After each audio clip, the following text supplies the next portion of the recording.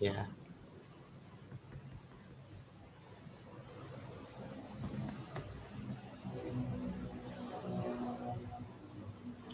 ya. Bismillahirrahmanirrahim. Assalamualaikum warahmatullahi wabarakatuh. Perkenalkan, saya Danendra Fabian Alilkusumo dengan NIM J501909095 dari angkatan 2019 dari FKUMS. Ya, di sini saya akan menyampaikan tentang karya tulis ilmiah saya tentang edukasi penerapan protokol kesehatan di era new normal. Ya, sebelumnya kita tak lupa ya, kita panjatkan ya puja puji syukur atas kehadirat Allah Subhanahu wa taala, Tuhan semesta alam, atas dan izin karunia-Nya saya dapat menyelesaikan karya tulis ilmiah ini dengan tepat waktu tanpa kurang suatu apapun. Ya, tak lupa pula saya haturkan sholawat serta salam kepada junjungan Nabi besar kita, Nabi Muhammad SAW.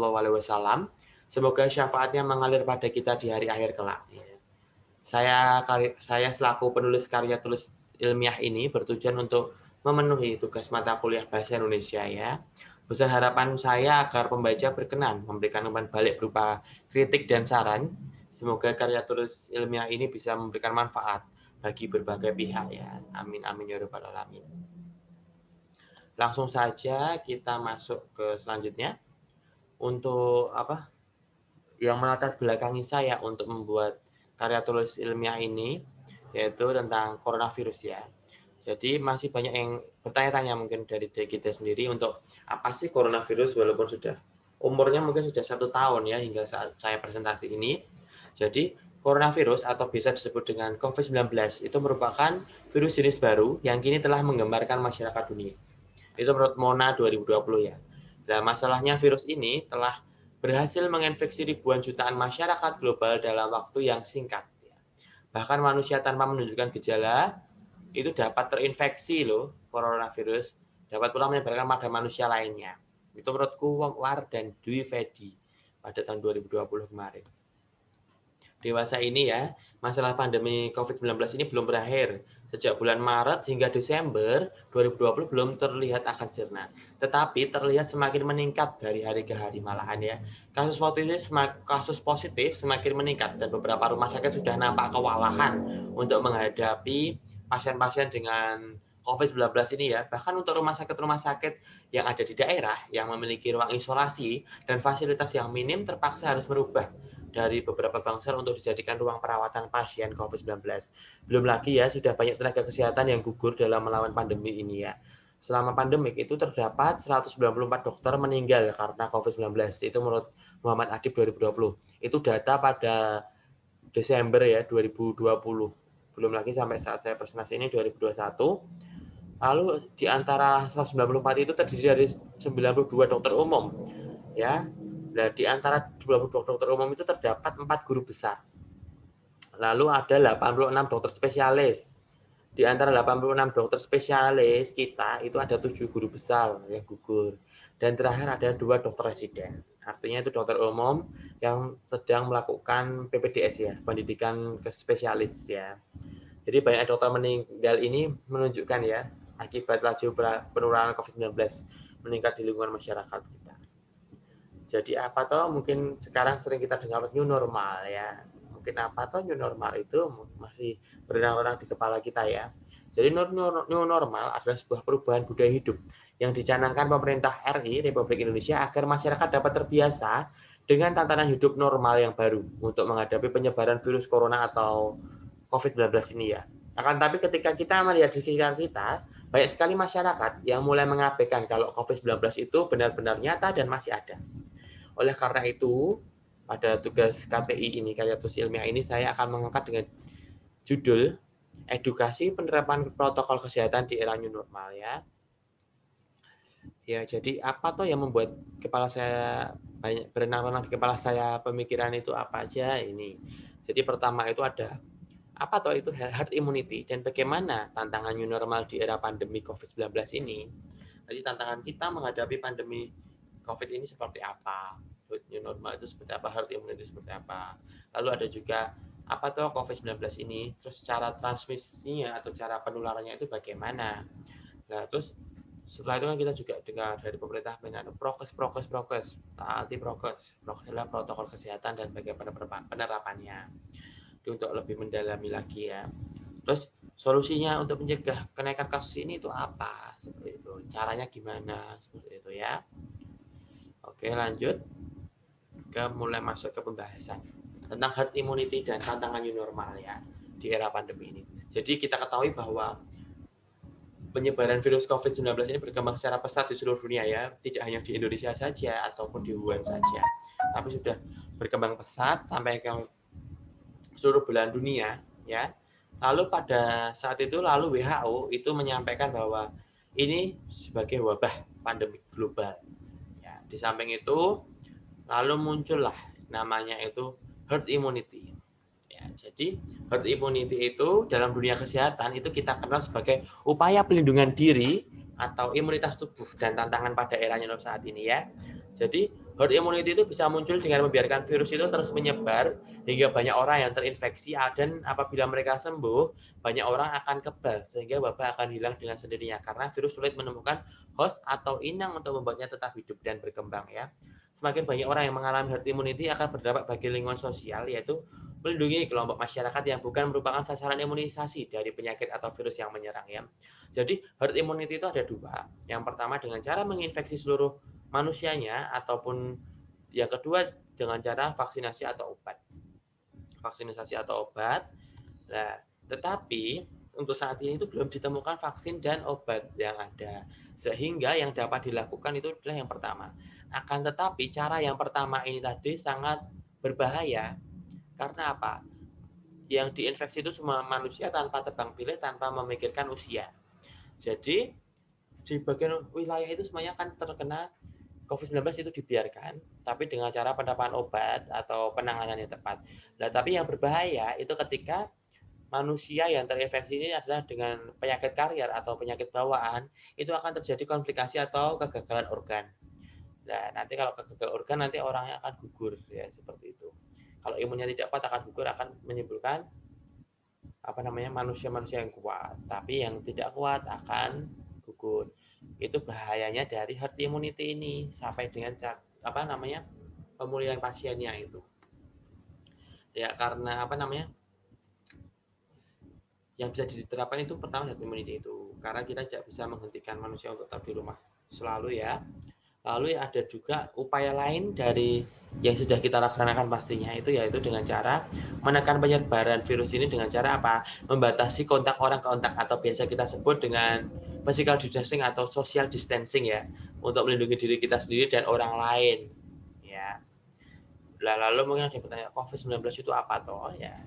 Inilah saya jawab ya. Coronavirus merupakan virus jenis baru yang kini telah menggemparkan masyarakat dunia. Jadi COV atau coronavirus merupakan bagian dari keluarga virus yang menyebabkan penyakit ya, mulai dari flu hingga penyakit yang lebih berat seperti Middle East Respiratory Syndrome atau MERS-CoV ya, itu menyerang tentang respiratory atau pernapasan, dan Severe Acute Respiratory Syndrome atau SARS-CoV. Nah, penyakit yang disebabkan virus corona atau dikenal dengan COVID-19 adalah jenis baru yang ditemukan pada tahun 2019 dan belum pernah ada menyerang manusia pada sebelumnya ya, menurut WHO tahun 2019. Ya, kasus virus corona ini muncul pertama kali dan menyerang manusia itu di provinsi Wuhan, negara Cina. Awalnya itu diduga penyakit pneumonia ya, menyerang paru itu ya, dengan gejala mirip flu pada umumnya. Namun gejala tersebut diantaranya ada batuk, demam, letih, sesak nafas, dan tidak nafsu makan. Namun berbeda dengan flu, influenza.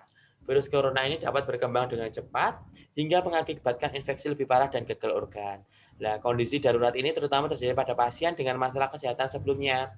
Karena penularan virus corona yang sangat cepat ini, WHO atau Organisasi Kesehatan Dunia itu menetapkan sebagai pandemi pada 11 Maret 2020 ya. Pandemi ini tidak hanya di Indonesia tapi secara global menandakan ini bahwa penyebaran COVID ini berlangsung sangat cepat hingga hampir tak ada negara di dunia yang dapat memastikan bahwa dia terhindar dari virus corona. Ya, jadi virus ini menyebar secara continuous. Ya, jadi ini apa toh mengacu pada infeksi yang menyebar secara cepat dalam sebuah jaringan seperti bencana atau flu. Istilah pertama kali ini digunakan pada tahun 1546 oleh Girolamo Fracastor.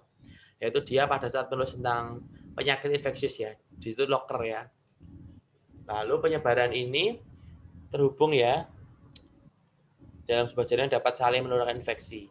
Jadi peningkatan jumlah kasus virus corona terjadi dalam waktu singkat dan membutuhkan penanganan segera. Virus corona dapat dengan mudah menyebar dan menginfeksi siapapun tanpa pandang usia. Ya, seperti yang saya sampaikan tadi bahwa herd immunity berbahaya karena apa? Tidak pandang usia. Bahkan anak kecil atau bayi pun masih bisa sangat mudah ya untuk terinfeksi virus ini. Nah, ini virus dapat menular secara mudah melalui kontak dengan benda yang kita sampaikan, transmisinya tadi secara cepat. Sayangnya hingga kini belum ada obat spesifik untuk menangani kasus ini. Nah, karena inilah pemerintah di beberapa memutuskan untuk menekan lockdown atau isolasi total atau karantina. Kalau di Indonesia itu karantina, menurut undang-undang negara kita, yaitu UU Republik Indonesia nomor 6 tahun 2018 tentang kekarantinaan kesehatan adalah pembatasan kegiatan dan atau pemisahan seseorang yang terpapar penyakit menular sebagaimana ditetapkan dalam peraturan perundang-undangan meskipun belum menunjukkan gejala apapun untuk mencegah kemungkinan penyebaran ke orang di sekitarnya. Itu menurut UU nomor 6 tahun 2018 atau yang bisa kita sebut dengan isolasi mandiri ya. Nah, beberapa negara telah menerapkan lockdown untuk mencegah penyebaran virus corona. Yaitu adalah pertama kali negara asalnya itu negara Cina, lalu Spanyol, Italia, dan Malaysia untuk di negara tetangga kita. Tapi kalau Indonesia itu masih PSBB ya. Pemerintah negara-negara tersebut tadi memutuskan untuk lockdown dan menutup semua akses fasilitas publik dan transportasi.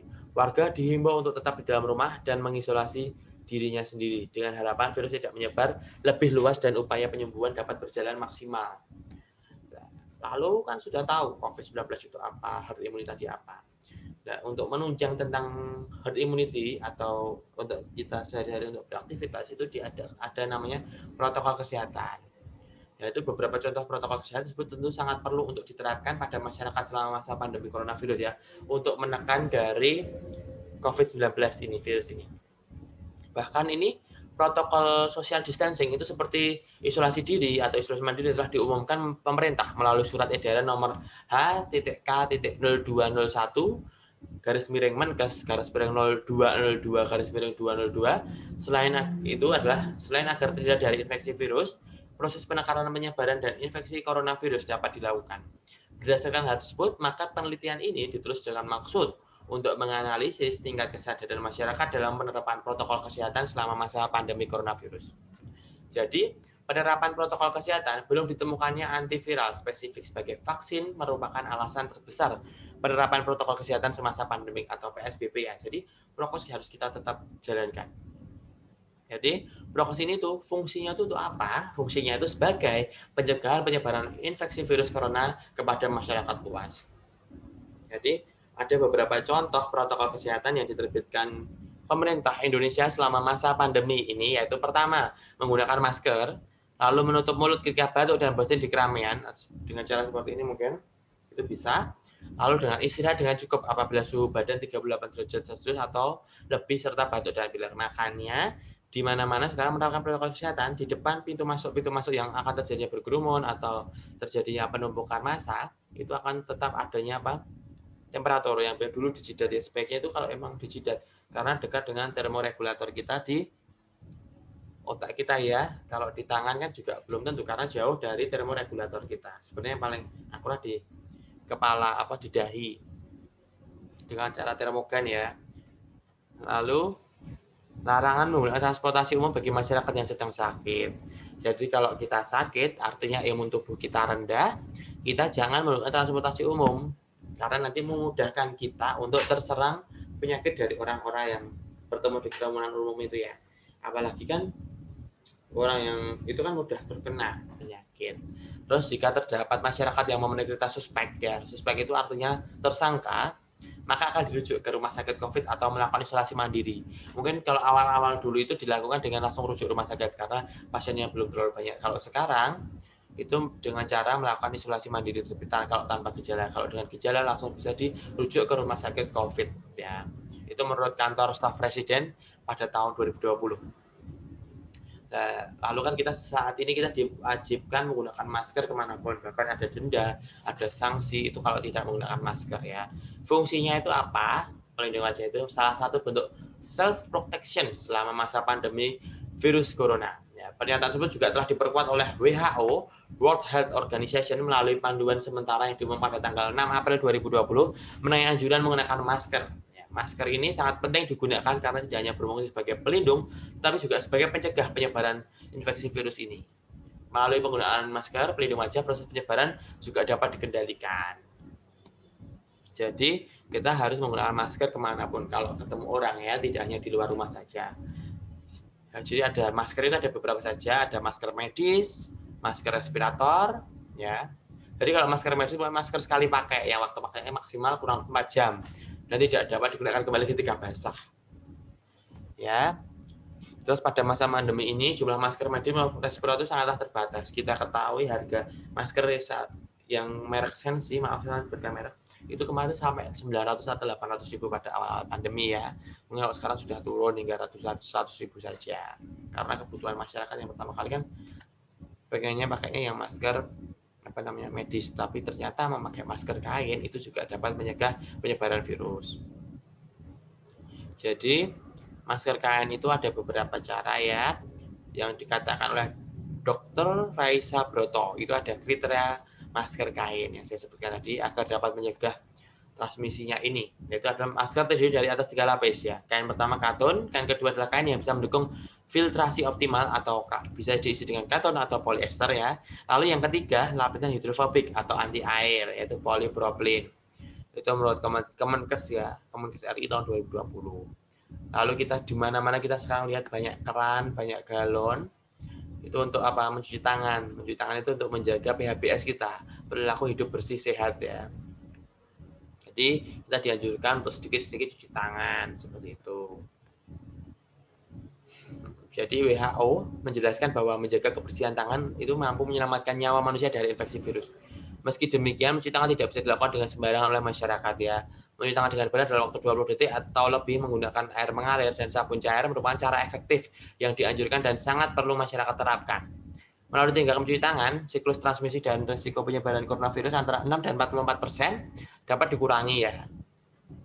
Lalu karena kita sangat kadang kan kalau di mobil di jalan itu kan susah menemukan tempat cuci tangan, tinggal kita adanya hand sanitizer. Ada cara lain untuk menjaga kebersihan ya. Itu juga ada aturannya, itu antiseptik yang mengandung sebanyak 62% sampai 95% alkohol, mampu melakukan denaturasi protein, mikroba dan mampu menonaktifkan virus. Ya. Lalu adanya social distancing. Social distancing adalah salah satu kebijakan kita diterapkan pada masyarakat dunia selama masa pandemi COVID-19 ya. Selama menjalankan kebijakan social distancing, pemerintah Indonesia telah menerapkan beberapa kegiatan seperti belajar dan bekerja dari rumah, WFH, WFO sekarang sudah nggak ada ya. Kita sekarang kuliahnya kan juga di rumah, daring istilahnya, dalam dari jaringan. Lalu tinggal di rumah, melarang kegiatan di keramaian ya. Harusnya dulu sering ada jagongan wedding, seperti ada party wedding seperti itu. Untuk saat ini dibatasi, yang awalnya tidak boleh, lalu ada keringanan hanya untuk akadnya boleh, lalu sekarang ada keringanan lagi bahwa boleh diadakan wedding dengan cara 50% dari kapasitas gedung. Jadi kalau kapasitas gedungnya 1000 orang, saat ini hanya bisa menampung 500 orang dengan syarat kursi dan tamu tidak terjadi desak-desakan ya.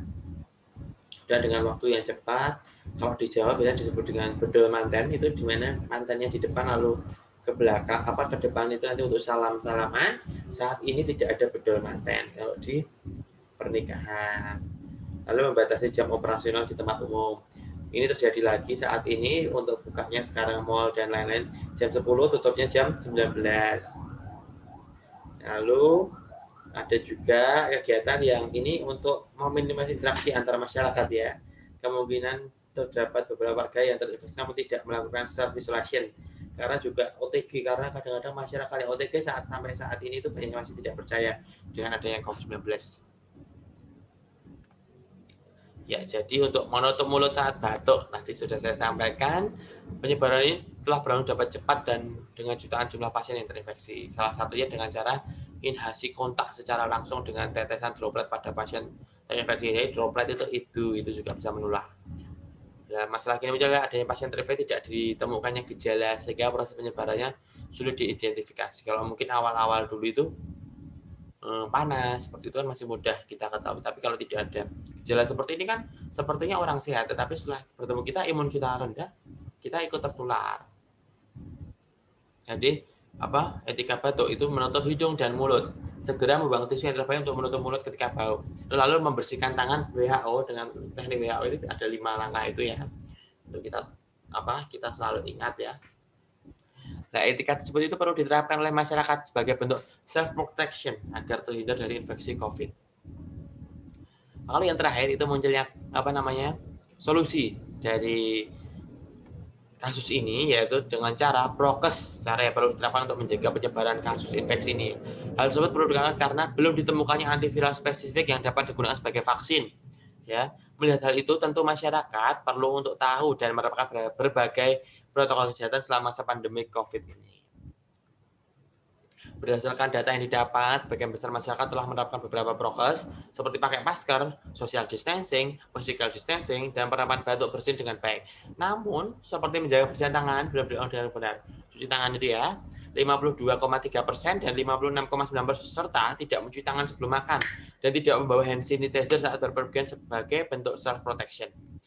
Nah, untuk sementara waktu menerapkan protokol ini dan taat aturan dari pihak yang berwenang agar pandemik segera berakhir dan kita dapat bertemu dengan kenormalan seperti dahulu. Ya, saran saya, semoga dengan makalah yang saya sampaikan ini dapat memahami makna materi yang saya bahas. Setelah memahaminya, janganlah berbuat yang merugikan diri sendiri maupun orang lain, apalagi yang mengancam kesehatan keluarga dan diri sendiri kita ya. Ini ada beberapa daftar pustaka saya yang saya lampirkan. Ya, mungkin itu saja yang dapat saya sampaikan. Kurang lebihnya saya mohon maaf. Apabila ada kesalahan, itu datanya dari saya pribadi. Apabila ada kebaikan, itu datanya dari Allah Subhanahu wa Ta'ala ya. Dan akhirnya, wassalamualaikum warahmatullahi wabarakatuh.